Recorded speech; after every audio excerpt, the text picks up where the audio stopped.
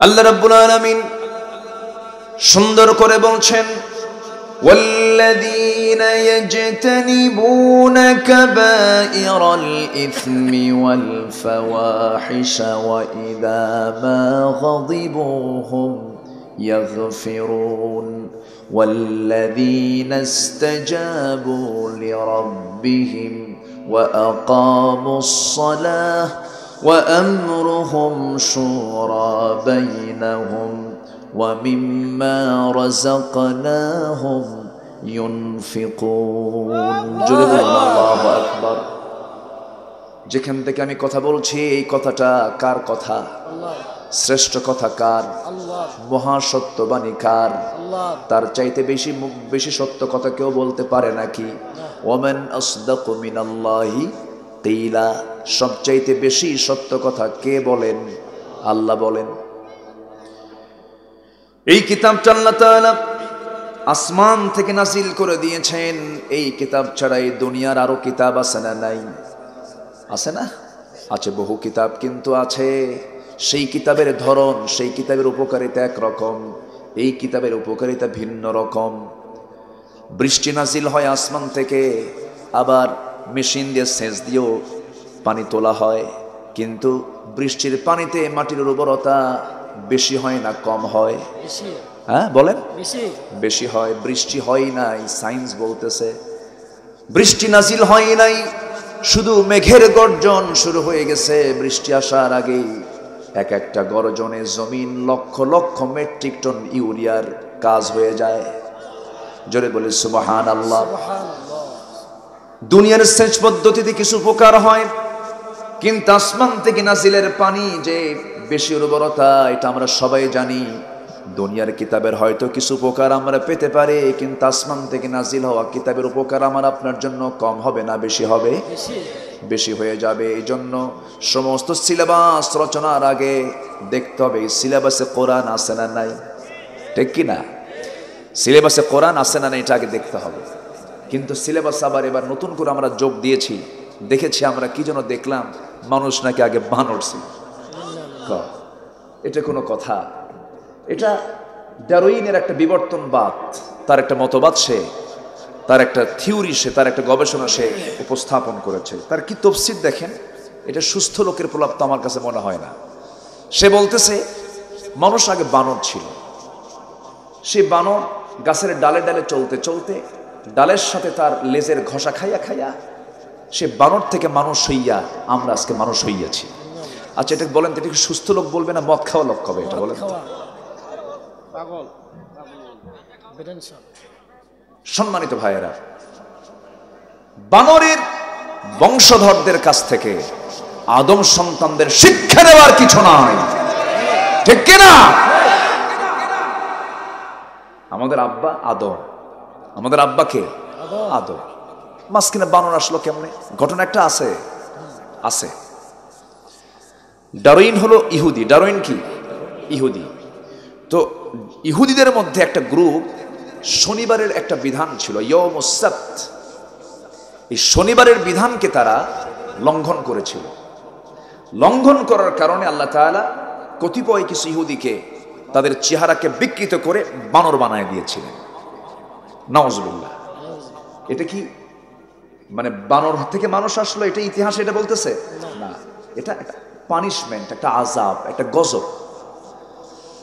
আল্লাহ রাব্বুল আলামিন বলেন, ওয়ালাকাদ আলিমতুমুল্লাযীনা আ'তাদাউ মিনকুম ফিস সাবতি ফাকুলনা লাহু কুনু কিরাদাতান খাসিইন। শনিবারের বিধানকে লঙ্ঘন করার কারণে আল্লাহ রাব্বুল আলামিন তাদেরকে ঘৃণিত বিকৃত করে তাদেরকে শূকরে রূপ দিলেন। তার কয়েকদিন পরে তারা দুনিয়া থেকে বিদায় নিয়েছে। ডারউইন চিন্তা করলো আমাদের এই তকমাটা শুধু আমরা নেব কেন কাঁধে, গোটা বিশ্ব মানবতার উপরে চাপায়া দাও। কথা বোঝেন না? শুধু ইহুদিরা নেব কেন, সবাইকে চাপায়া দাও। এটা একটা ষড়যন্ত্র। আমার আব্বা আদম, আমার মা হাওয়া, কোন একটা সফরে আমি কোথায় যেন যাচ্ছিলাম, মনে হয় এয়ারপোর্টে হবে। একজন পীরজাদা আমার পাশে বসা আছেন, কিন্তু সালাম দিলে উত্তর নেয় না, খুব মোশান নিয়ে। বোঝেন নাই? পাশে বসে আছে, সালাম দিলাম, কোনো প্রতি উত্তর তেমন রিয়াক্ট নাই। তো আমি বললাম যে মোহতারাম, আমি তো একটু কথা বলতে চাচ্ছিলাম, তো আপনার পরিচয়? তো উনি কথা বলতেই চাচ্ছেন না। তো এক পর্যায়ে উনি বললেন আমি পীরজাদা অমক। তাই আমি বললাম আপনি পীরজাদা অমক? আপনি পীরজাদা, আমি তো নবীজাদা। কি কথা কি বুঝতেছেন? তো আমার দিকে চোখ এরকম বড় বানাইছে। সম্মানিত ভাইয়েরা, আমি পীরকে শ্রদ্ধা করি, পীর যদি হক হন কোন আপত্তি নেই।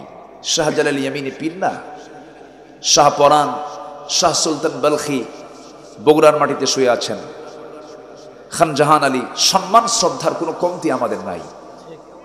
খাজা মঈনুদ্দিন চিশতি রহমতুল্লাহ আলাইহি, সম্মানের শ্রদ্ধার কোনো কমতি নেই। কিন্তু সকল পীরের ছেলেই কিন্তু পীরজাদা, সব তো পীরজাদা। দুই একটা হারামজাদা নাই? আছে। আসতে কয় আছে। দুই একটা হারামজাদা আছে না নয়? নবীর বাপ যদি কাফের হয়, নবীর ছেলে যদি কাফের হয়, আছে না? নবীর বউ কাফের, নবীর ছেলে কেনান নূহ, নবীর বাপ আজর, কি কাফের আছে না নাই? কিন্তু আমার দেশে আজ পর্যন্ত কোন পীরের ছেলে, সবগুলি পীরজাদা। দুই একটা নাই? আছে না নয়? এই জন্য আমি কথার খাতিরে বললাম আপনি তো পীরজাদা, আমি হলাম নবীজাদা। আমার বাপ আদম, আমি নবীর ছেলে। কি কথা ঠিক আছে না? পৃথিবীর প্রথম মানুষ আদম, পৃথিবীর প্রথম মানুষটাই নবী, পৃথিবীর প্রথম মানুষ জ্ঞানী, পৃথিবীর প্রথম মানুষ বিজ্ঞানী। আমার বাপ জ্ঞানী ছিলেন, মূর্খ ছিলেন না। কিয়ামত পর্যন্ত আদমের মতো শিক্ষিত মানুষ আর পৃথিবীতে আসবে না। আল্লাহ বলছেন ওয়াল্লামা আদামাল আসমাআ কুল্লাহা, আমি আল্লাহ আদমকে পৃথিবীর সকল কিছুর নামের শিক্ষা দিয়েছিলাম। পৃথিবীর কেউ এত বড় জ্ঞানী নাই। পাটের কত জাত, ধানের কত জাত, গমের কত জাত, পৃথিবীর কত সৃষ্টিগুলো, সমস্ত সৃষ্টির নাম ওয়াল্লামা আদামাল আসমাআ কুল্লাহা, সব কিছুর নাম তিনি জানতেন, এভরিথিং তিনি জানতেন। এখন বর্তমান প্রেজেন্ট ওয়ার্ল্ডে কোনো মানুষ কি বলতে পারবে সকল তারার নাম আমার জানা আছে, সকল সৃষ্টির নাম আমার জানা আছে, সকল প্রাণীর নাম আমার জানা আছে? কিন্তু আদম জানতেন। যেরকম সুবহানাল্লাহ, এত বড় জ্ঞানীর সন্তান হলাম আমরা। আর সেই ইতিহাসকে বিকৃত করে ক্লাস 6 এর সিলেবাসে বলা হচ্ছে মানুষ নাকি আগে বানর ছিল। হয় না, এগুলো আমরা মানব না। দুনিয়ার কিতাবের কিছু উপকার আছে, কিন্তু দুনিয়ার কিতাব যদি কোরআনের বিরুদ্ধে যায়, ওই কিতাবের কোনো মূল্য আমার কাছে 4 পয়সাও নাই। ঠিক কি না? পৃথিবীর কোনো কিতাব দিয়ে কোরআন যাচাই হবে না, বরং এই কোরআন দিয়ে পৃথিবীর সকল কিতাব যাচাই হবে। আমার ভাইয়েরা, একটু কান লাগাই, সময় খুবই অল্প, তবে অল্প সময় হলেও আমলের নিয়তে যদি আমরা শুনি, অনেক সময়, ব্যাপক সময়। আমলের জন্য বেশি ওয়াজ লাগে না, সামান্য ওয়াজ শুনলে আমলের জন্য যথেষ্ট হয়ে যায়। আমার নবীজি শর্ট করে করে কথা বলতেন, সামান্য জুমলার মধ্যে হাজারো কথা তার লুকানো থাকতো। আমার নবীজি যখন কথা বলতেন শর্ট করে বলতেন। এক সাহাবী এসে বলছেন, হুজুর আমি বেশি ওয়াজ শুনবো না, আমাকে একটা ওয়াজ দিয়ে দেন, একটা আমল দিয়ে দেন। রাসূল বললেন, সাহাবী তোমাকে একটা আমল শিখায় দিচ্ছি, জীবনে তুমি মিথ্যা কথা বলবা না, যাও। কে যেন একটা আয়াত তেলাওয়াত করেন আমার আগে, ইত্তাকুল্লাহ ওয়া কুনু মা'আস সাদিকিন, আল্লাহকে ভয় করো, সত্যবাদীদের অন্তর্ভুক্ত হয়ে যাও। ইত্তাকুল্লাহ ওয়া কুলু কাওলান সাদীদা, সত্য কথা বলো, তোমার সমস্ত ভুল আমলগুলো আল্লাহ তাআলা ইউসলিহ লাকুম আ'মালাকুম, সংশোধন করে দিবেন। তাহলে এর চাইতে আর বড় কিছু ওয়াজ আছে? আমার বন্ধুগণ, আল্লাহ তাআলা এই দুনিয়াতে আমাকে আপনাকে পাঠিয়েছেন, পাপের জায়গা দুনিয়া, আবার পাপ থেকে বাঁচার জায়গাও দুনিয়া। ফেরেশতার পাপ করার যোগ্যতা নাই, এজন্য ফেরেশতার চাইতে আমাদের দাম বেশি। বলি আলহামদুলিল্লাহ। ফেরেশতার গুনাহ করার যোগ্যতা আছে নাকি? নাই, এজন্য গুনাহ করবে কেমনে? তার তো গুনাহ হবেই না। কিন্তু আমাদের গুনাহ করার যোগ্যতা থাকার উপর আমরা গুনাহ করি না কার ভয়ে? আল্লাহ। এই জন্য আমাদের সম্মান মর্যাদা কম না বেশি? বেশি। আল্লাহ বলছেন বান্দা তুমি 6টা কাজ করো। সূরা শুরা 38, 37, 38, 39 নম্বর আয়াত আল্লাহ রাব্বুল আলামিন বলছেন والذين يجتنبون كبائر الإثم والفواحش وإذا ما غضبوا هم يغفرون। নাম্বার 1 হলো যারা পাপকে নিয়ন্ত্রণ করবে, পাপ থেকে যারা বাঁচবে। আমাদের বড় টার্গেট হবে আমার তাহাজ্জুদ মিস হলেও কোনো বড় ধরনের ক্ষতি হবে না, আমার যদি কিছু জিকির আজকার বাদ পড়ে যায় বড় ধরনের কোনো ক্ষতি হবে না। কিন্তু বড় বড় গুনাহ যদি আমার জীবনে হয়ে যায় মারাত্মক রেকর্ড হয়ে গেল, রেড সিগন্যাল পেয়ে গেলাম। বড় বুজুর্গি শুধু তাহাজ্জুদ পড়া নয়, সবচেয়ে বড় বুজুর্গি হলো গুনাহ ছেড়ে দেওয়া, গুনাহ মুক্ত জীবন গড়া। একজন বড় বুজুর্গের পরিচয় হবে তার জীবনে গুনাহ থাকবে না, গুনার বিরুদ্ধে অবস্থান করবে। কিন্তু সমাজে কিছু লোক আছেন দেখবেন গুনাহও করে নামাজও পড়ে, আবার প্লাস মাইনাস হিসাব করে, যোগ বিয়োগ দিয়ে তো আমার ওজন কিছু ভারী হবে, আমি জান্নাতে যাবই। কি সস্তা হিসাব আছে না নাই বলেন? আচ্ছা না, এটা হলো মুনাফিকদের হিসাব। এটা কাদের হিসাব? মুনাফিকরা এমন হিসাব করে না, না এমন হিসাব করে জান্নাত পাওয়া যাবে না। আল্লাহ রাব্বুল আলামিন বলছেন এই আয়াতের অনুকূলে ইন তাজতানিবু কাবাইরা মা তুনহাউনা আনহু নুকাফির আনকুম সাইয়্যাতিকুম ওয়া নুদখিলকুম মুদখালান কারীমা। ও বান্দা তুমি যদি তোমার জীবন থেকে কবিরা গুনাহগুলোকে মাইনাস করে ফেলো, আমি আল্লাহ তোমার জীবনের যত ছোট খাটো খুঁটিনাটি যে ভুলগুলো হয়েছে তোমার, এই সমস্ত গুনার দিকে আমি আল্লাহ নজর না দিয়াই আমি তোমাকে সম্মানজনক জান্নাত দিয়ে দেব। জোরে বলে সুবহানাল্লাহ। ওই লোকের মতো হওয়া যাবে না। কুরবানির গরু কিনতে গেছে, খতিব সাহেবের বক্তব্য শুনেছে, যদি কোনো বান্দা কুরবানি যদি দিতে পারে, কুরবানির পশুর গায়ে যত পশম, প্রত্যেকটা পশমে পশমে একটা নেকি। এই ওয়াজ শুনে সে কুরবানি কিনতে না যায়া গরু চুরি করতে গেছে, গরু চুরি করে আনছে। চুরি করে এনে যখন ফজরের সময় যখন আসতেছে মসজিদের সামনে দিয়া ইমামের সঙ্গে দেখে, ইমাম বলে এত রাতে গরু কেন? হুজুর আপনি তো পেঁচটা লাগায় দিছেন, এমন ওয়াজ করছেন কুরবানি কি না দিয়ে থাকি নাকি? কুরবানি দিব এই জন্য গরু আনতেছে চুরি করে। খতিব বলতেছে আমি তো তোমাকে চুরি করতে বলি নাই, চুরি করে পশু কুরবানি দিলে তো সওয়াব পাবা না। এটা আমিও জানি, আমি জানি কুরবানি দিলে পরে আমি সওয়াব পাবো না পশু যদি চুরিকৃত হয়, কিন্তু চুরি করার গুনাহ আর কুরবানির সওয়াব প্লাস মাইনাস মাঝখান দিয়ে অন্তত তোমার গোশত খাওয়া বোনাস আছে। এরকম টাইপের লোক আছে না নাই? আচ্ছা, এইরকম সিস্টেম করে জান্নাত পাওয়া যাবে না। আল্লাহকে বলছেন তুই আগে পাপ ছাড়, আগে গুনাহগুলো ছেড়ে দে। আজকের সমাজে মদের বোতল আছে না নাই? সুদের কারবার আছে না নাই? জেনা জুয়া খেলা আছে না নাই? মোনাজাত ধরে, কি ধরে? জুয়া মোনাজাত ধরে। আমার ভাইয়েরা, এই চারটা অপরাধীর কথা বললাম, মদ, সুদ, জেনা, জুয়া, এই সমস্ত চারটা কাজ মুসলিম সমাজের কাজ না আবু জেহেলের সমাজের কাজ? বলেন কোন সমাজের কাজ? আবু জেহেলের সমাজের কাজ। আর সেই সমাজ, সেই কাজগুলো চলতেছে কোন সমাজে? এটা কি মুসলিম সমাজ বলা যাবে নাকি? কেমনে বলবেন আপনি? মুসলিম সমাজের বৈশিষ্ট্য হলো পাপ করা কঠিন হবে, সওয়াবের কাজ করা সহজ হয়ে যাবে। কিন্তু আজকে সওয়াবের কাজ করাই কঠিন, পাপ কাজ করা সহজ। আসতে বলবেন না, জোরে বলুন ঠিক কি না? বিয়া সহজ না জেনা সহজ? বলেন জেনা সহজ। জেনাটা ইজি হয়ে গেছে, আজকে বিয়েটা কঠিন হয়ে গেছে, বিয়ে করতে চায় না। আল্লাহ বলছেন ওয়ানকিহুল আয়ামা, তোমরা স্বামীহীন নারীকে বিয়ে করো। কিন্তু যুবকরা করে কি? স্বামীহীন নারীর কাছে না যায়, যার বিয়ে হয়েছে সেই বিবাহিতা মেয়ের পিছনে গুতাগুতি করে। আমি কি ভুল বলতেছি? আমি কিন্তু সমাজের গোড়ায় গোড়ায় কোথায় সমস্যাগুলো একটু বলার চেষ্টা করছি, রাগ করতেছেন না তো? আমার বন্ধুগণ একটু কান লাগান, মনোযোগ দিয়ে শোনার চেষ্টা করুন। পাপের দিকে যাওয়া যাবে না, পাপ নিয়ে চলে গেলে পরে বড় ক্ষতি হয়ে যাবে আমার ভাইয়েরা। জীবনের ক্যারিয়ার হলো, সবচাইতে বড় ক্যারিয়ার হলো পাপ মুক্ত জীবন গড়া। এর চাইতে বড় ক্যারিয়ার নাই।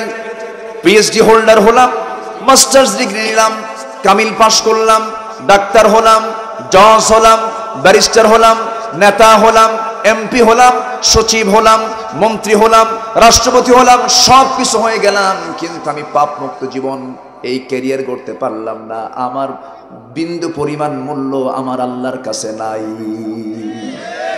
আল্লাহ বলছেন, ইন্না খালাকনাকুম মিন যাকারিন ওয়া উনসা ওয়া জাআলনাকুম শুউবান ওয়া ক্বাবাইলা লিতাআরাফু ইন্না আকরামাকুম ইনদাল্লাহি আতকাকুম। জোরে বলুন আল্লাহু আকবার।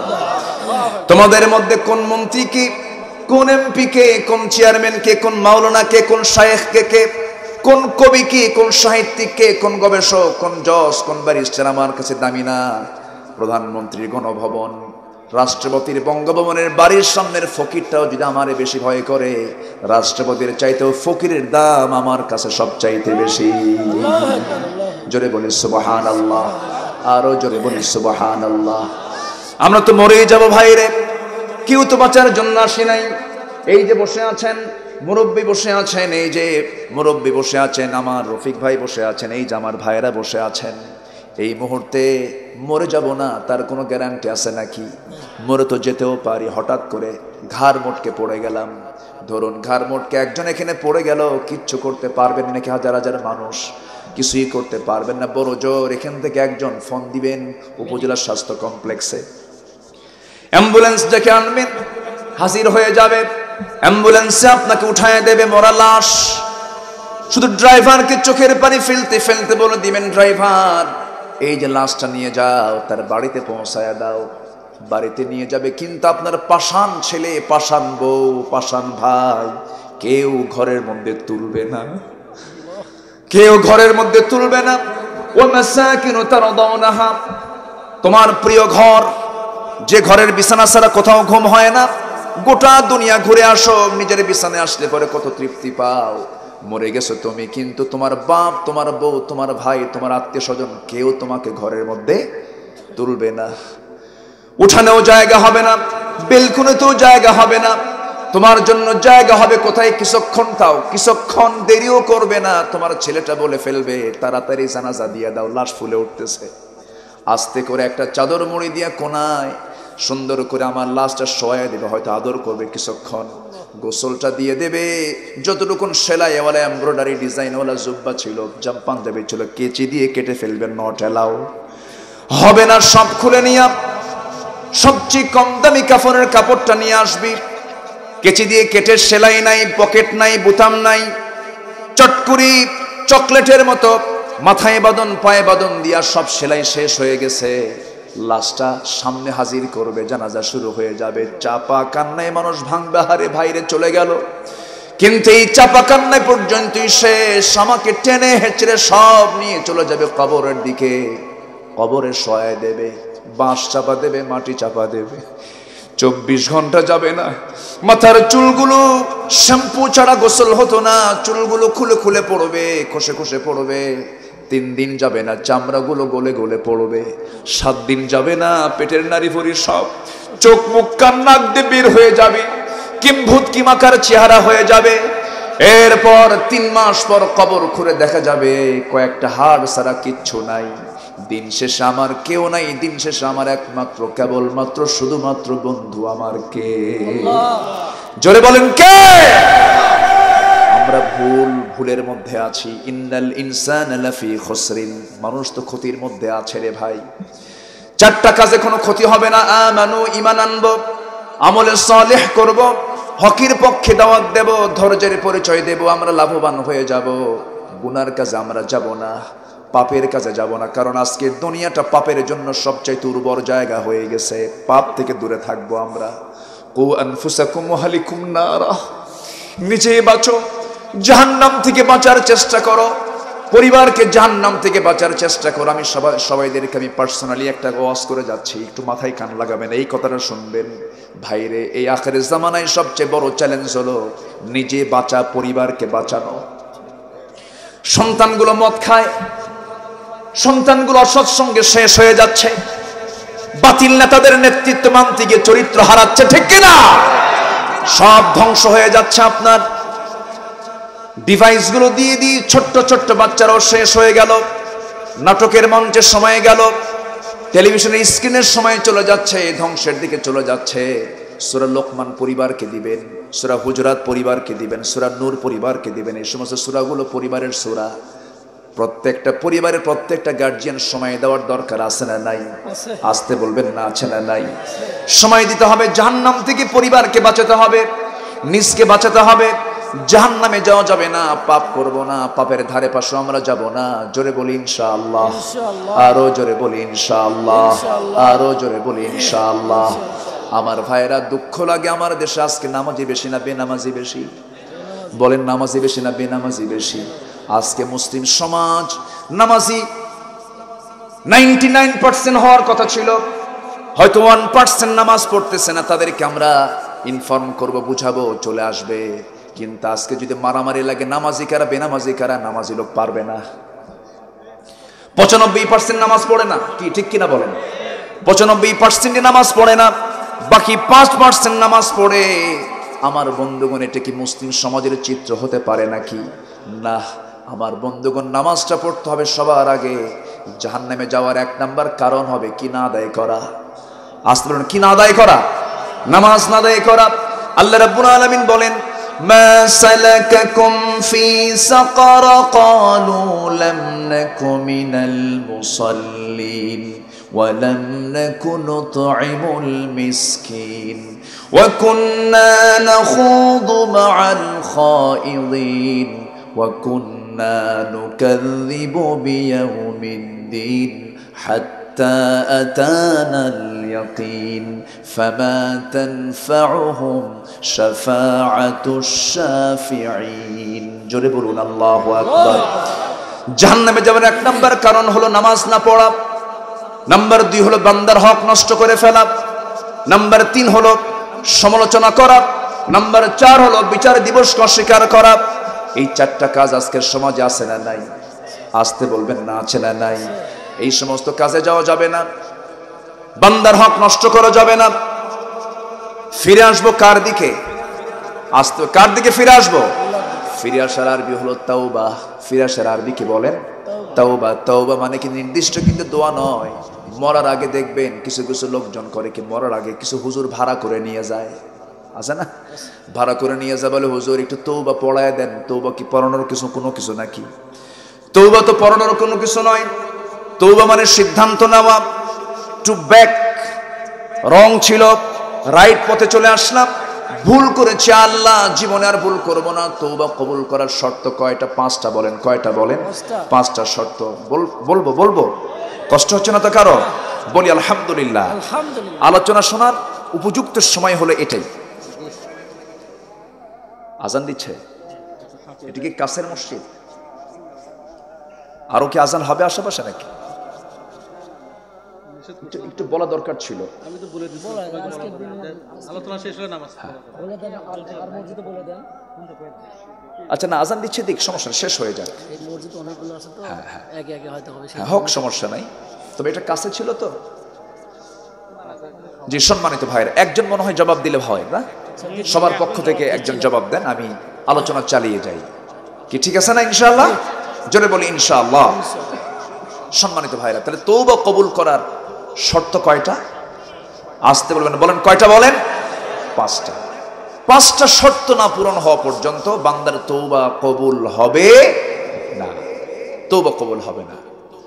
নাম্বার 1 হলো তওবা কবুলের শর্তের 1 নাম্বার শর্ত হলো তওবা কারো কাছে করা যাবে না। তওবা করতে হবে কার কাছে? আসতে বলবেন না, কার কাছে? আল্লাহর কাছে তওবা করতে হবে। ভুল হয়ে গেছে, আল্লাহ তুমি আমাকে মাফ করে দাও। আল্লাহ রাব্বুল আলামিন সুন্দর করে বলছেন, ইয়া আইয়ুহাল্লাযীনা আমানু তুবু ইলাল্লাহি তাওবাতান নাসুহা। হে ঈমানদারেরা, তোমরা তওবা করো। তওবা করার মতো কার কাছে? ইলাল্লাহ, আল্লাহর কাছে তোমরা তওবা করো। তওবাতান নাসুহার মতো তওবা তোমরা করো। যেমন করে তওবা করলে আল্লাহ কবুল করবেন, তেমন করেই তোমরা তওবা করো। নাম্বার 2 হলো নিজেকে অনুশোচনা, নিজের মধ্যে অনুশোচনা আসতে হবে, অনুতপ্ত হতে হবে। ভুল হয়ে গেছে, আল্লাহ চোখের পানি ফেলে ফেলে অনুশোচনা প্রকাশ করে আল্লাহর কাছে মাফ চেয়ে নিতে হবে। নাম্বার 3 হলো যে ভুলটা করেছি সিদ্ধান্ত নিতে হবে, এই ভুল, এই গুনার জীবনে আমি কখনো করতে যাব না। আমার কথা কি বোঝা যায়? যাচ্ছে তো বোঝা? খুব গুরুত্বপূর্ণ কথাগুলো মাথায় রাখতে হবে আমার ভাইয়েরা। নাম্বার 1 তওবা করব কার কাছে? নাম্বার 2 অনুতপ্ত হতে হবে, নিজেকে আসামি মনে করে, অপরাধী মনে করে আল্লাহর কাছে চাইতে হবে। নাম্বার 3 হলো যে ভুলটা করেছি সিদ্ধান্ত নিতে হবে, আল্লাহ এই ভুল আর জীবনে আমি করব না। নাম্বার 4 হলো জীবনে যত বড় গুনাহ হবে সামনে আসবে, কোনো বড় কোনো গুনার দিকে যাব না, কোনো গুনার দিকে যাব না। নাম্বার 5 হলো বান্দার হক যা নষ্ট করেছি সব হক আগে ফেরত দিয়ে দেব। বান্দার হক না ফেরত দেওয়া পর্যন্ত তওবা কবুল হবে না। এই জায়গায় ধরা আছে না নাই? আছে। আসতে বলে আছে। ধরা আছে না নাই? অনেক অন্যের মাল মেরে খাওয়াকে যোগ্যতা মনে করে, আছে না নাই? আছে। অন্যের মাল মেরে খেয়েছে সে নাকি বড় যোগ্যতা। ভূমিদস্যু আছে, আছে। ভূমি দখল, আছে। জবরদখল, পুকুর দখল, বিল দখল, এটা দখল, এই সমস্ত কাজগুলো যারা করবে 1000বার তওবা করলেও তওবা কবুল হবে না। আপনি বান্দার হক নষ্ট করেছেন, ভাই বোনের হক, ভাই বোনের মাল মেরে খায়, আছে না নাই? ভাই বোনের সম্পত্তি মেরে খায়, আছে না নাই? অনেক মা বোন মাহফিল আসছেন, আমি তাদেরকে উদ্দেশ্য করে বলবো, আপনাদেরকেও বলবো, ভাই বোন আল্লাহ তাআলা কি সুন্দর সম্পর্ক দিয়েছেন, কিন্তু বাপ মারা গেছে 1 যুগ হলো, 1 যুগ পরেও ভাই তার বোনকে সম্পত্তি বুঝায় দেয় না। এমন ভাই তো শাহজাহানপুরে নাই, আছে? আছে। মা বোনদের ভিতর থেকে এখন মনে মনে খুব খুশি, হুজুর ভাই কিছু বসে আছে, দেন কিছু কিছু বসান দিয়ে দেন। কিন্তু না না, কোনো কষ্ট দেওয়ার জন্য আমি বলছি না, চেঞ্জ হওয়ার জন্য বলছি, সংশোধন হয়ে যায় আমরা। কি দরকার? আল্লাহ আমাকে ভাই বানিয়েছেন, আমার বোনকে বোন বানিয়েছেন, কিন্তু সম্পত্তি ভাগ করার জন্য কোরআনে বক্তব্য আছে না নাই? লিযযাকারি মিসলু হাযযিল উনসাইন, এবং আয়াতের শেষে বলা হলো তিলকা হুদুদুল্লাহ, এগুলো আল্লাহর সীমা, লঙ্ঘন করলে কিন্তু জাহান্নাম। বান্দার হক ওয়াবুদুল্লাহ ওয়ালা তুশরিকু বিহি শাইআন ওয়াবিল ওয়ালিদাইনি হাসানান ওয়াবিদিল কুরবা ওয়াল ইয়াতামা ওয়াল মাসাকিন। আল্লাহু আকবার। আমার ভাইয়েরা, হক নষ্ট করা যাবে না। হক নষ্ট হলে পরে বান্দার তওবা কবুল হবে না। 1 যুগ হয়ে গেছে, বোনের সম্পত্তি ভাই বুঝায় দেয় না, কিন্তু মাঝে মাঝে টেকনিক করে দাওয়াত দেয়।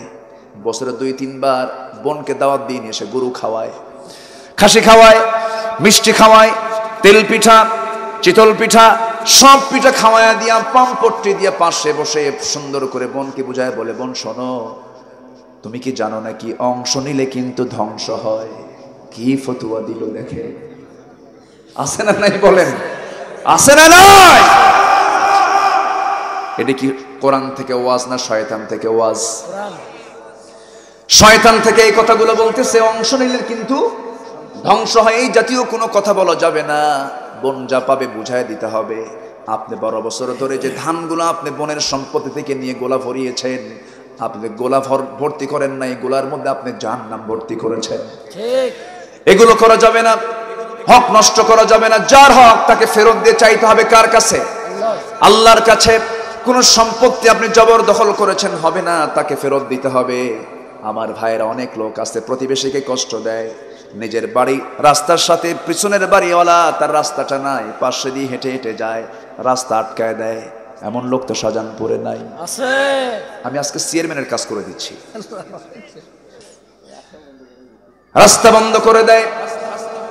অথচ হাদিসে আসছি, রাসূল বলেছেন, যদি আমার উম্মতের জন্য যদি কষ্ট না হতো, প্রতিবেশীকে আমি সম্পত্তির ওয়ারিস বানায়া দিতাম। আল্লাহু আকবার। কি সম্পত্তির ওয়ারিস। আমার ভাইয়েরা, আপনি আজকে রাত্রে বাড়িতে লাশ হয়ে পড়ে থাকলেন, মরে গেলেন। আপনার ভাই চট্টগ্রাম, আপনার বোনের বাড়ি দুবসাসিয়া নওগাঁ, আপনি মারা গেছেন। এই লাশটার ব্যাপারে যত্ন নেওয়ার ক্ষেত্রে সবচেয়ে বেশি এগিয়ে আসবে ওই ভাইগুলো না প্রতিবেশী? প্রতিবেশী। কে আগে আসবে? প্রতিবেশী। রাগারাগি করা যাবে না। হিংসা সবচেয়ে মারাত্মক বড় অপরাধ। ক্বালা ইয়াকুম ফিল হাসাদ ফাইনাল হাসাদা ইয়াকুলুল হাসানাত কামা তাকুলুন নারাল হাতাব। হিংসা করো না। হিংসা সমস্ত আমলকে জ্বলে পুড়ে শেষ করে দেয়, যেমন করে আগুন সমস্ত কাঠকে জ্বলে পুড়ে সারখার করে দেয়। যে হিংসা করবে সে সুস্থ হবে না, সে অসুস্থ হবে। হিংসা করলে মানুষ সুস্থ থাকে না, রাগারাগি করলে মানুষ সুস্থ থাকে না। এক সাহাবী কি রাসূল দেখি 3টা দিন বললেন, এই সাহাবী আমার জান্নাতি, এই সাহাবী আমার জান্নাতি, এই সাহাবী আমার জান্নাতি। ওমরে ফারুক এই কথা শুনেই ভাবলেন এই সাহাবীর অবশ্যই ব্যক্তিগত কিছু আমল আছে। তিনি চলে গেলেন তার বাড়িতে। 3টা দিন 3টা রাত থাকলেন, কিছুই পেলেন না তেমন। বলছে, ভাই তোমাকে দেখে রাসূলের মতো মানুষ, তোমাকে জান্নাতি বলার কারণটা কি? কি এমন আমল তুমি করো? সঙ্গে সঙ্গে সেই সাহাবী বলছেন, ভাই ওমর, আমার ব্যক্তিগত আমল বলতে একটা আমল করি। রাতের বেলা যখন ঘুমাতে যাই সেই সময় আমি কারো উপরে কোনো রাগ রাখি না, কোনো হিংসা রাখি না, কোনো ক্ষোভ রাখি না, সবাইকে আমি মাফ করে দিই মন থেকে। সঙ্গে সঙ্গে ওমর ফারুক চোখের পানি ফেলতে ফেলতে বলছে, ভাই রে, এই জন্য আল্লাহ তাআলা তোমার জন্য জান্নাতটা ওয়াজিব করে দিয়েছেন। জোরে বলি সুবহানাল্লাহ, আরো জোরে বলি সুবহানাল্লাহ। আজকের সমাজে হিংসা কম না বেশি? প্রতিশোধ কম না বেশি? ইট খেলে পাটকেল খাইয়া ফালামো, আছে না নাই? আছে না নাই? প্রতিশোধ নেওয়া কোনো যোগ্যতা নয়, ক্ষমা করা যোগ্যতা। রাগ করা কোনো যোগ্যতা নয়, ধৈর্য ধরা যোগ্যতা। জঙ্গল বানানোর জন্য পরিশ্রম করা লাগে না, যাবেন না, কয়েক বছর জঙ্গল হয়ে যাবে। কিন্তু একটা সুন্দর বাগান বানাবেন, সেখানে পরিশ্রম করার দরকার আছে না নাই? এই জন্য ধৈর্য আনতে হবে। ধৈর্য একটা যোগ্যতা, রাগ কোনো যোগ্যতা নয়। প্রতিশোধ কোনো যোগ্যতা নয়, ক্ষমা হলো যোগ্যতা। আমরা মানুষকে ক্ষমা করলে আল্লাহ তাআলা বলছেন, বান্দা তুই মানুষকে ক্ষমা করবে, আমিও তোকে ক্ষমা করব। আল্লাহ তাআলা বলছেন, والذين ينفقون في السراء والضراء والكاظمين الغيظ والعافين عن الناس والله يحب المحسنين। আমি যে মাঝে মাঝে আয়াত বলতেছি, বিরক্ত হচ্ছেন না তো? এই দেশে বহু আলোচক আছে, আয়াতও কয় না, হাদিসও কয় না, আছে না নাই? তারে নারে বান্দারে কলা খাই সেন্দুরে 2 ঘন্টা 3 ঘন্টা ওয়াজ হয়, সুর ছাড়ে না, শুরু থেকে শেষ পর্যন্ত সুরের মূর্ছনায়। বক্তাও কান্দে, শ্রোতাও কান্দে। ওয়াজের শেষে যখন বলা হয় কি বুঝলেন, বুঝলাম তো কি জানো, কিন্তু কাঁদছি ঠিক, কিন্তু বুঝি নাই কিছুই। এটা করা যাবে না। কারণ কোরআন, যে আলোচনায় কোরআন নাই সে আলোচনার কোনো বরকত, যে আলোচনায় হাদিস নাই সে আলোচনার কোনো বরকত নাই। যখন আপনারা মাহফিলে এসে বসবেন সেই সময় হাতের মধ্যে কড়া নাড়বেন, কড়া গুনবেন, হুজুর কয়টা হাদিস কইছে, কয়টা আয়াত কইছে, এটা হিসাব করবেন। হিসাব করলে আপনি সচেতন হবেন, আলোচকরা সচেতন হয়ে যাবে। খেয়াল করা দরকার, আমাদের কোরআনটা জানা দরকার। আমার সামনে যারা বসে আছেন, তাহলে আমরা আবার একটু প্রশ্ন করি, তওবা কবুলের শর্ত কয়টা বলেন? বলেন কয়টা? মনে আছে তো? মনে মুখস্থ করবেন। মনে রাখার জন্য ক্যামেরাও আছে এখন। ভালো হওয়ার জন্য মাধ্যম আছে, খারাপ হওয়ার জন্য মাধ্যম আছে না নাই? বলে আছে। ভালো হতে চাইলেও ভালো হওয়া যাবে, কিন্তু আজকে খারাপ হওয়ার সুযোগ কম না বেশি? বেশি। আজকের সমাজে সবচাইতে বড় সমস্যা হলো কোনো কিছুর সংকট আমাদের ভিতরে নাই। কিন্তু আমি যদি আপনাকে একটা প্রশ্ন করি, আপনি আমার দিকে তাকান, আমার দিকে একটু তাকান। আমি যদি আপনাকে একটা প্রশ্ন করি, বলুন তো, আমার দেশে মানুষ বেশি না চোর বেশি? হ্যাঁ, চোর বেশি। জি, তাহলে চোর যদি বেশি হয় তাহলে কি আমরা ভালো আছি না খারাপ আছি? খারাপই তো আছে। প্রশ্ন করি, আমার দেশে নামাজি বেশি না বেনামাজি বেশি? যে নামাজ পড়ে না তার চেয়ে বড় চোর আছে দুনিয়াতে? বলেন, তার চেয়ে বড় চোর আছে? সম্মানিত ভাইয়েরা, এদেশের স্বাধীনতার স্থপতি বঙ্গবন্ধু শেখ মুজিবুর রহমান, তিনি দেশের জন্য অনেক কাজ করেছেন। এদেশের নেতৃত্বে তিনি অনেক ভূমিকা পালন করেছেন, অনেক ভূমিকা তিনি দিয়েছেন। তিনি দেশ স্বাধীনের পরে আফসোস করে কিছু কথা বলেছিলেন, খুব কষ্ট থেকে, হৃদয় কষ্ট নিয়ে। মানুষ দেশ স্বাধীন করে পায় তেলের খনি, গ্যাসের খনি, স্বর্ণের খনি, আমি পাইছি সোরের খনি। এই থামেন, আমারে বলতে দেন। তিনি কি কথাটা কি অযৌক্তিক বলেছেন না যৌক্তিক বলেছেন? মিথ্যা বলেছেন না সত্য বলেছেন? এবং তিনি এই কথাও বলেছেন, আমার ডানে চোর, বামে চোর, সামনে চোর, পিছনে চোর। সম্মানিত ভাইয়েরা, তাহলে সেই সমাজকে পরিবর্তন করার জন্য আমাদের দেশে সবচাইতে বড় সংকট, কোনো কিছুর সংকট নেই। গোটা দুনিয়া আপনি সফর করে আসেন, আমার দেশের মতো বরকতময় দেশ পৃথিবীর কোথাও পাবেন না। সমুদ্র, পাহাড়, নদী, নালা, খাল, বিল, সমতল, আল্লাহ তাআলা এত সুন্দর করে বানিয়েছেন, এত সুন্দর করে বানিয়েছেন। এমন সুন্দর দেশ পৃথিবীর কোথাও খুঁজে পাবেন না। সব কিছুই ছিল। সবচেয়ে বড় সংকট হচ্ছে আমার দেশে, সবচেয়ে বড় ক্রাইসিস হলো সব যোগ্য নেতৃত্বের সংকট। ঠিক কিনা? আমার দেশে নেতা বেশি না কর্মী বেশি? বলেন বলেন, নেতা বেশি না কর্মী বেশি? কেউ কর্মী হতে চায় না, কেউ সামনে থাকতে চায় না, সবাই মঞ্চে আসে, মঞ্চ ভেঙে যায়। কি ঠিক কিনা? কিন্তু মসজিদের মিম্বার কখনো ভেঙেছে? মিম্বারে বসে কয়জন? আসতে বলেন, কয়জন বসে? মসজিদ থেকে আসতে হবে, নেতৃত্ব নামাজ থেকে আসতে হবে। বেনামাজি নেতাদের মুখে আমরা থুতু মারি, থুতু মারি, থুতু মারি। যারা আল্লাহর হক নষ্ট করে, তারা বান্দার হক নষ্ট করবে। কষ্ট পাচ্ছেন? সম্মানিত ভাইয়েরা, সম্মানিত বন্ধুগণ, আল্লাহ তাআলা বলছেন, তুমি 6টা কাজ করো, ফাজরুহু আলাল্লাহ, আমার কাছে বিশাল পুরস্কার আছে, আমি তোমাকে দিয়ে দেব।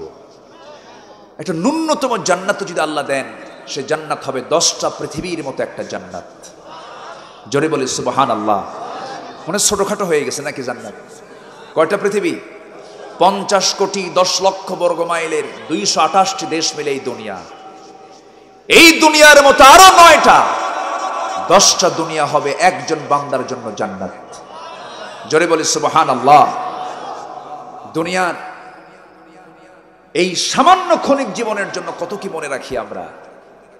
ব্যাংকের অ্যাকাউন্ট নাম্বার মনে রাখি, মোবাইলের পাসওয়ার্ড মনে রাখি, কত লক মনে রাখি, কত নাম্বার মনে রাখি। মুরব্বীর বয়স 60 বছর, যদি বলি চাচা কোরআনটা পড়তে পারেন, বাবা মুখে আসে না, বাবা পড়তেই পারি না বাবা। কে চাচা আপনার যে শাহজাহানপুর পৌরসভার সামনে যে 10 কাঠা জায়গা ছিল, দাগ নাম্বার কত? কি 93? ওটা মনে আছে, আছে না নাই? মনে আছে। আবার শুক্রবারে কি বলে, রবিবার আর মঙ্গলবার কোর্ট ছাড়েন না তিনি, কোর্টের বারান্দায় ফাইল নিয়ে ঘুরতেছে। চাচা এখানে কেন? কে বাবা 10 বিঘা জমির মামলা চলতেছে, উকিল বোঝে না, মাঝে মাঝে একটু বুঝাই দিয়ে যায়। তাহলে উকিলকেও জ্ঞান দিতে পারেন, দাগ নাম্বারও জানেন। 60-70 বছরের জিন্দেগির জন্য যদি দাগ নাম্বার, সিএস, আরএস, খতিয়ান, মাঠ পড়সা সব যদি মুখস্থ থাকে, 10টা পৃথিবীর মতো একটা জান্নাত দিবেন আল্লাহ তাআলা। তার কি দাগ নাম্বার জানার দরকার আছে না? একটু কি পরিশ্রম করার দরকার আছে না নাই? জান্নাতেরও দাগ নাম্বার আছে। জান্নাতের 1 নাম্বার ক্লাস হলো জান্নাতুল ফিরদাউস। এই জান্নাত যদি কেউ পেতে চাও, আল্লাহ বলছেন, ও বান্দা সূরা কাহফের শেষে দেখো দাগ নাম্বার আছে, সূরা মুমিনুনের সামনের দিকে দেখো দাগ নাম্বার দিয়েছি। আমি কাকে জান্নাতুল ফিরদাউসটা দেব? ইন্নাল্লাযীনা আমানু ওয়া আমিলুস সালিহাত কানাত লাহুম জান্নাতুল ফিরদাউসি নুজুলা খালিদিনা ফিহা লা ইয়াবগুনা আনহা হিওয়ালা। ঈমান যারা আনবে, আমলে সালেহ যারা করবে, তাদের জন্য 1 নম্বর জান্নাত। 1 নম্বর জান্নাতে সবাইকে যেতে চান নাকি? 1 নম্বর জান্নাত আল্লাহর আরশের সাথে লাগানো। জোরে বলি সুবহানাল্লাহ। আল্লাহর আরশটা কি 2-3 মাইল দূরে নাকি? আরশে আজিমটা হলো 7 আসমান, পেরিয়ার আরশে আজিম যেখানে বসে আছি আমরা, এখান থেকে সূর্যটা কত দূরে থাকলে পরে এত ছোট দেখা যায়, এই সূর্যটা এত বড়। এরকম পৃথিবী 13 লক্ষ যোগ দিলে পরে একটা সূর্যের সমান হয়। জোরে বলেন সুবহানাল্লাহ। আবার তারকার দিকে আপনি তাকান, মিটি মিটি করে জোনাকির মতো জ্বলা তারকা। ওই তারকা যদি আমরা জোনাকির মতো দেখতে পাই, কিন্তু ওই সূর্যের চাইতে বেটেল জুইস একটা তারকা আছে 33 কোটি গুণ বড়। সুপারনোভা আড্ডা, প্রক্সিমা সেন্ট্রাই, চাঁদের দেশে মানুষ গেল, মঙ্গল গ্রহে মানুষ গেল। মানুষ যদি চিন্তা করে আমরা তারকার দেশে চলে যাব, পৃথিবীর সবচেয়ে নিকটবর্তী তারকা হলো প্রক্সিমা সেন্ট্রাই। প্রক্সিমা সেন্ট্রাইয়ে যদি কেউ যেতে চায়, দুনিয়ার কোনো সাধারণ কোনো যানবাহনে চললে হবে না, নভোযানে চড়তে হবে। পৃথিবীর দ্রুতগামী নভোযান প্রেজেন্ট ওয়ার্ল্ডে অ্যাপোলো 11, যার গতি হলো ঘন্টায় 39,000 কিলোমিটার। 39,000 কিলোমিটার বেগে ওই গতিতে চড়ে যদি কেউ রওনা দিয়ে দেয়, ওই প্রক্সিমা সেন্টারে নামক সেই তারকার দেশে যেতে সময় লেগে যাবে 1,15,000 বছর মাত্র। যাবেন কারা কারা? তুলে কেমনে যাবা? যাওয়ার তো কোনো সুযোগ নাই। কেমনে যাবা তুমি? 1,15,000 বছর সময় লেগে যাবে। বাঁচবো কয়দিন? মাত্র সামান্য তারকার দেশ, এ তো মহাশূন্য। আল্লাহ তাআলা প্রত্যেকটা গ্যালাক্সির ভিতরে, প্রত্যেকটা গ্যালাক্সির মধ্যে আল্লাহ রাব্বুল আলামিন 50 বিলিয়ন করে তারকা রেখে দিয়েছেন। 1 বিলিয়ন সমান হলো 100 কোটি। একটা গ্যালাক্সির মধ্যেই আছে। কে রেখে দিয়েছেন বলেন? আল্লাহ রেখে দিয়েছেন। এরপরে আসমান, এরপরে আকাশ, এরপরে মহাশূন্য, এরপরে আকাশ। 7টা আসমান পেরিয়ে আরশে আজিম কত দূর। আল্লাহ বলছেন, বান্দা আমি আমার রাসূলকে যেমন মেরাজের মধ্য দিয়ে স্পেশাল ফ্লাইটে করে আমার আরশে আজিমের মেহমান বানিয়ে নিয়েছি, তুই সুন্দর করে নামাজ পড়বি, বান্দার হক নষ্ট করবি না, তওবা করে আমার কাছে আসবি, গুনাহমুক্ত হয়ে আসবি। আমি তোকে স্পেশাল ফ্লাইটে করে আমি আমার পাশেই তোকে আমি আরশে আজিমের পাশেই জান্নাতের মেহমান বানিয়ে নেব। জোরে বলি সুবহানাল্লাহ। এই জায়গার একটা জায়গা নেব আমরা, জান্নাত নেব। এত সস্তা। এই সপ্তাহে একদিন নামাজ পড়লাম, সুদের কারবারও করলাম, ভাবতেছি আল্লাহ তুমি জান্নাত না দিয়ে আমার যাবা কই? কোনো ঠেকা পড়ে নাই। এরকম চিন্তা করে জান্নাত পাওয়া যাবে নাকি? ওই রকম চিন্তা করে জান্নাত পাওয়া যাবে না। জান্নাত পেয়েছেন আসিয়া, এত সহজে জান্নাত তার জোটে নাই। আসিয়ার নাম সবাই শুনেছেন। কার বউ? বলেন কার বউ? ফেরাউনের বউ হওয়ার পরও তার সম্মান কিন্তু দুনিয়াতে কম ছিল না। একটা রাষ্ট্রের রাষ্ট্রপতি, সেই রাষ্ট্রপতির বউ মিসেস রাষ্ট্রপতি, কি পাওয়ার! ফার্স্ট লেডি ছিলেন আসিয়া আলাইহিস সালাতু ওয়াস সালাম। ফার্স্ট লেডি, ফেরাউনের স্ত্রী, 2 নম্বর নাগরিক ওই রাষ্ট্রের। এত বড় সম্মান পদবি পাওয়ার পরেও তিনি যখন হকটা বুঝলেন, আল্লাহকে যখন বন্ধু বানায় নিলেন, সঙ্গে সঙ্গে ইসলামটা কবুল করে নিলেন, দিনটা গ্রহণ করে নিলেন। ফেরাউন এসে আস্তে করে বলছে, আসিয়া কি যেন শুনলাম তুমি নাকি দিন গ্রহণ করে নিয়েছ। আসিয়া বলছেন, আমার স্বামী, আমি তো সেই রবকে আমি গ্রহণ করেছি যে রব আমারও রব আপনারও রব, আপনি কালিমা পড়ে নেন। ফেরাউন বলছে, আসিয়া আমিও জানি, কিন্তু আমি তো কালিমা পড়তে পারবো না। আমার ক্ষমতা, আমার পাওয়ার, কোন আইন চলবে না আমার জনপদে। আল্লাহর কোন বিধান ফেরাউনের জনপদে চলবে না, মিশর নামক এলাকায় চলবে না, সব আমার আইনে চলবে। আসিয়া তুমি দিনটা ছাড়ো, ইসলাম ছাড়ো, মুসার দিন ছেড়ে দাও। আসিয়া বলছেন, আমার স্বামী, আমি আপনাকে সম্মান করি, শ্রদ্ধা করি, আপনি আমার স্বামী, কিন্তু আপনি আমাকে যে বিষয়ে আপনি আমাকে চাপ দিচ্ছেন, হাসতে হাসতে দুনিয়া থেকে বিদায় নিয়ে নেব, কিন্তু আমি ইসলাম ছাড়তে পারবো না, দিন ছাড়তে পারবো না, আমি আল্লাহর বন্ধুত্ব ছাড়তে পারবো না। ফেরাউন সঙ্গে সঙ্গে জরুরি পরামর্শের বৈঠকের ডাক দিল, হামানকে ডাক দিল। হামান, কি করা যায়? ও ফিরআউনা ওয়া হামানা ওয়া জুনুদাহুমা। হামান বলতেছে, খবরদার ও ফেরাউন, এই ভুল করা যাবে না, মূলই শেষ করতে হবে। পরিবার ঠিক না হলে ওখান থেকে গন্ডগোল শুরু হয়ে যাবে, প্রয়োজনে শেষ করে দিতে হবে। এমন সিদ্ধান্ত যখন চূড়ান্ত হয়ে গেল, আসিয়ার সামনে এসে ফেরাউন বলছে, আসিয়া, দাম্পত্যময় জীবন ভালোই চালালাম, সবকিছুই তো ঠিক আছে, আমি তোমাকে কি সম্মানটা দিলাম না? এ রাষ্ট্রে আমি তোমাকে বিশাল বড় রাজরানীর মর্যাদা দিয়েছি, তুমি কি এগুলো চাইবা না? তুমি কি চাইবা? আসিয়া বলছেন, আমি দুনিয়ার কিচ্ছু চাই না, আমি পেতে চাই আমি আল্লাহর পাশের ঘর। যখন সুবহানাল্লাহ। সূরা তাহরিমটা পড়েন। সূরা তাহরিমের মধ্যে আসছে, আসিয়া আলাইহিস সালাতু ওয়াস সালাম কি শেষ পর্যন্ত তারা সিদ্ধান্ত পাকাপোক্ত করে ফেলেছে। 2 হাত বেঁধে ফেললো, 2 পা বেঁধে ফেললো। জল্লাদ চলে আসলো, করাত নিয়ে তার কপালের কাছে চলে আসলো। কপালে করাত বসাবে, শেষবারের মতো বলে দিল, আসিয়া তোমার জীবনটা বাঁচাতে যদি চাও এখনো সময় আছে, তুমি কি করবে বলো। আসিয়া বলছেন, আমার চূড়ান্ত কথা হলো, আমার প্রতি অত্যাচারের মাত্রা যত বাড়তে থাকবে আমার ঈমান তত পাকা হয়ে যাবে। সঙ্গে সঙ্গে আসিয়া আলাইহিস সালাতু ওয়াস সালামের মাথায় যখন করাত চালানো হবে, অধিকাংশ তাফসীরে সূরা তাহরিমের তাফসীর এসেছে, সেই সময় আসিয়া কি সুন্দর করে দোয়া করলেন। যে আসিয়া তাওরাত কিতাবের অনুসারী ছিলেন, তার দোয়াটা সূরা তাহরিমে স্থান পেয়ে গেল। তিনি দোয়া করছেন, রব্বি বিনিলি ইনদাকা বাইতান ফিল জান্নাহ ওয়া নাজ্জিনি মিন ফিরআউনা ওয়া আমালিহি। ও আল্লাহ, আমার স্বামী আমাকে আজকে মেরে ফেলছে দ্বীনের কারণে, ইসলামের কারণে। আমি মনে হয় দুনিয়া থেকে বিদায় হয়ে যাব। আল্লাহ, আমার আত্মীয় আগে নয়, আমার স্বামী আগে নয়, আমার ভাই আগে নয়, আমার দুনিয়া আগে নয়, তুমি আল্লাহ তুমি আগে আমার। আমি দুনিয়া থেকে বিদায় নিচ্ছি, তোমার কাছে একটাই ফরিয়াদ, আমার জন্য বানায় দিবা রব্বি বিনিলি ইনদাকা, তোমার কাছে বাইতান, একটা ঘর, ফিল জান্নাহ, জান্নাতের মধ্যে একটা ঘর শুধু আমার জন্য চাই, কিন্তু সেই ঘরটা যেন তোমার ঘরের সাথেই হয়। জোরে বলে সুবহানাল্লাহ। আল্লাহকে কত কাছে টানলে পরে এই জাতীয় দোয়া আসে। আল্লাহ বলছেন, ও দুনিয়ার মানুষ, কিয়ামত পর্যন্ত আসিয়ার দোয়া আমি কোরআনে ঢুকায় দিলাম, আমি কোরআনে ঢুকায় দিলাম। আমরা তো ধাঁধার মধ্যে পড়ে আছি, আমরা আসল বন্ধু তালাশ করি না। আল্লাহ বলছেন, বান্দারে তুই আমার দিকে হেঁটে হেঁটে আসিস, আমি তোর ওদিকে দৌড়ে দৌড়ে যাই। ও বান্দা, তুই কি জানিস সে আজিম থেকে আমি প্রত্যেক রাত্রে আকাশে আসি তোকে মাফ করার জন্য। জোরে বলেন সুবহানাল্লাহ।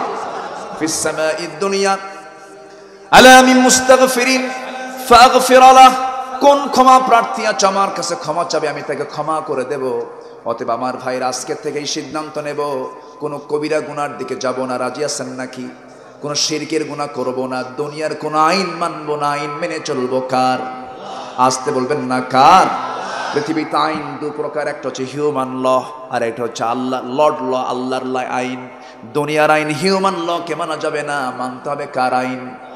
এক জায়গায় না সব জায়গায়, এক জায়গায় না সব জায়গায়। না মানলি মুশরিক, মানলি ইমানদার, না মানলি সে ব্যক্তি তাগুত হয়ে যাবে, মানলি সে ব্যক্তি মুমিন হয়ে যাবে। আল্লাহর আইনকে মানলি সে মুমিন হয়ে যাবে, আর বান্দার আইনকে মানলি সে মুশরিক হয়ে যাবে, তাগুত হয়ে যাবে। তাগুতের পথে, শিরকের পথে আমরা যাব না। জীবনের সকল জায়গায় আমরা বিধান মেনে চলবো কার? আসতে বলবেন না কার? আজান হলেই কোথায় যাব? আসতে বলবেন না কোথায় যাব? নামাজ 5 ওয়াক্ত পড়বেন কারা কারা? হাত তুলে দেখান তো দেখি। জোরে বলি, ইয়া আল্লাহ, ইয়া রহমান, ইয়া রহিম। আমাদেরকে 5 ওয়াক্ত সালাত আদায় করার তৌফিক তুমি আল্লাহ দিয়া দাও। জোরে বলি আমিন, আরো জোরে আমিন।